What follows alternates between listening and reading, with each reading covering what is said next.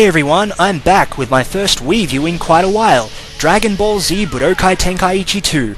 Continuing on from the largely successful first installment, Budokai Tenkaichi 2 introduces gamers to a brand new single-player campaign called Dragon Adventure. This new mode takes its cue from Budokai 3 and sees you traversing a nicely rendered 3D map to reach story progression points. From there, in typical DBZ game fashion, you make your way through the story of DBZ before moving on to DBGT, as well as trudging through some What If episodes and almost all of the mini-movie battles, with mini-movies 1 and 2 being the notable exceptions. Unfamiliar with the Dragon world? No problemo, for there's an encyclopedia that'll teach newcomers all they need to know. If you get tired of butting heads in the story-based fights, you can feel free to do as you please, from fighting random opponents to paying a visit to Fortune Teller Barber's item shop and buying items that can be used to customize your character in the Evolution Z mode. You can even set about gathering the Dragon Balls to summon the wish-granting dragon Shenron. The Versus and World Tournament modes return yet again, both presenting options that would carry on through to Budokai Tenkaichi 3, with the former showcasing the option to take part in tag team battles, and the latter now granting access to a tournament set up by the world champion and fighting genius, Hercule! Oh bullshit! Making another reappearance is Ultimate Battle, a specialized game mode featuring matches that force you to fight under certain conditions, such as fighting two opponents at once or pushing through enemies from the mini-movies in a survival bout. Whichever you decide to choose, up to 78 characters, excluding fusions and transformations, are at your disposal. The control setup for those using a Wii Remote and Nunchuck combo is as follows. You can use the Nunchuck's joystick to move and dash by swinging the device, as well as ascend or descend by holding the C button and moving the Nunchuck in the respective direction. You can also recharge your energy/key bar by holding down the Z button. The Wii Remote's A button allows for melee attacks, while the B button fires off standard energy blasts, and you can lock onto your opponent's position and block incoming attacks by pressing either up or down on the D-pad respectively. As far as transforming goes, it's as simple as pressing the 1 button, and you can use this button in conjunction with the Nunchuck's joystick to skip certain transformations, provided you've gathered enough blast stocks to do so.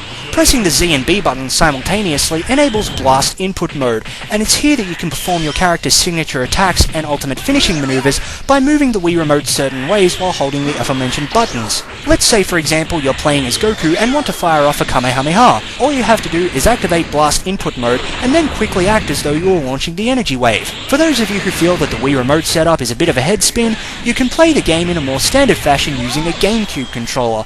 However, with this option comes some drastic changes that can prove frustrating if you're not careful. When navigating the Dragon Adventure map, you can of course move using the joystick and use the L button to fly at super speed. Interestingly enough, pressing the camera stick up will cause your character to search for points of interest, while the directional pad lets you manipulate the camera.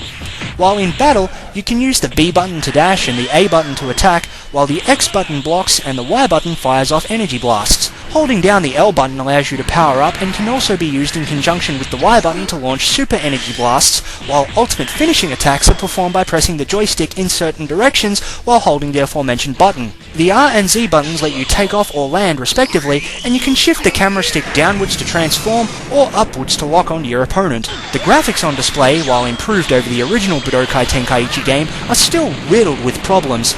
Namely, the character models still suffer from a degree of stiffness during cutscenes, and aside from speech, there's little real movement outside of, say, moments where the characters are breathing heavily, or pre- and post-battle poses. Another beef I have is the occasional camera glitches, as the camera angle can make your character go transparent at the most inopportune times, which is especially frustrating if you're forced into a corner with your back turned to the enemy. The soundtrack is most certainly a high point of the game, finally doing away with the recycled tracks that were prevalent in the original Tenkaichi title, in favour of a fresh, new ensemble to blast your auditory senses.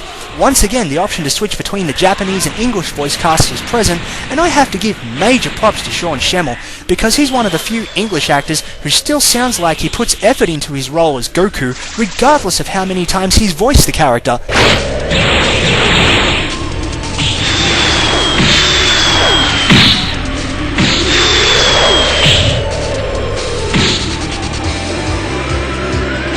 It's no use. If you give up and beg for your life, I'll let you live. I promise, Gohan! I won't lose! How's that, Kakarot? My name Goku! Then die!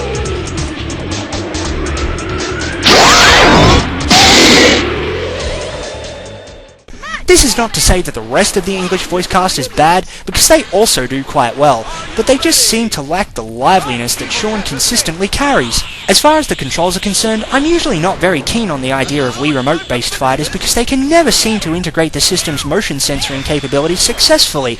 This game, however, manages to pull it off relatively well. The only major issue is the Wii Remote's sensitivity, in that there will be times when you plan to perform an ultimate attack, but instead perform a melee rush combo. On the whole, Budokai Tenkaichi 2 is a big step towards delivering the ultimate Dragon Ball video game experience, but it's still not quite there. It's still very fun to play, and continues the series' trend of emulating the anime, although I think I speak for a lot of fans when I say that I'd very much love to see a Dragon Ball game that goes through the entire anime trilogy in chronological order, as opposed to the mishmashed manner that most of these games give us.